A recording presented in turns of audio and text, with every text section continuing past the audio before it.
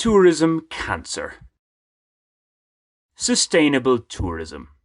Measured by how most travel to a tourist spot, saying nothing of where they stay, what they do and eat, and using carbon neutral as the measure, the term sustainable tourism is really an oxymoron. Like many concepts, or labels if you will, it can, all the same, make both buyer and seller feel good about themselves.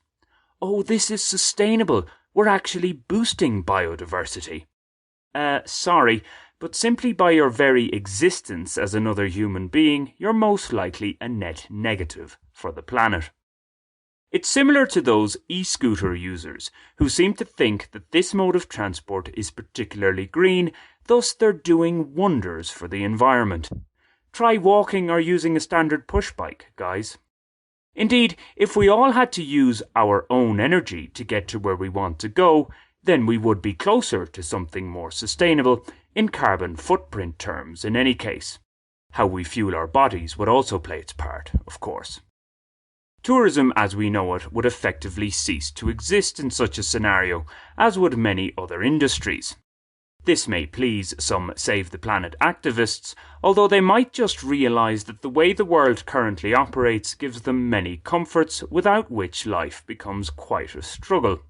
They'd quickly see how much they've benefited from these comforts. The rather unrealistic radicals aside, there are those of us who are concerned about many of humanity's harmful habits, yet understand that we can't just stop all polluting practices forthwith and expect utopia to follow. At a tourism trade expo in Bogotá recently, Colombian President Gustavo Petro spoke about the industry's negative impact, stating how it currently operates is unsustainable. Nonetheless, he also acknowledged that it wasn't going to disappear anytime soon, although he only went as far as referring to its short to medium-term future. In fairness, looking too far ahead is generally a futile exercise for politician and layperson alike. Thus, we must continue to strive to engage in the most environmentally friendly tourism and travel available. For some in the comfortable classes, many of whom talk a great biodiversity game but don't necessarily play it very well, this may mean travelling less often, particularly in aeroplanes. Some tourism black spots will be doing themselves a favour, perhaps not economically in the short term, but for their longer term prospects in general, in reducing visitor numbers. It's not only about environmental concerns that there is the expression, tourism's greatest cancer is tourism.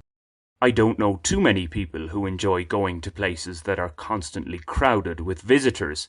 Less can indeed be more in this context. As with all the great potentially existential crises we face as a species, the hope is that we find the most sustainable, environmentally beneficial way of going about our business. Of course, while some may think otherwise, we are but puppets on this planet.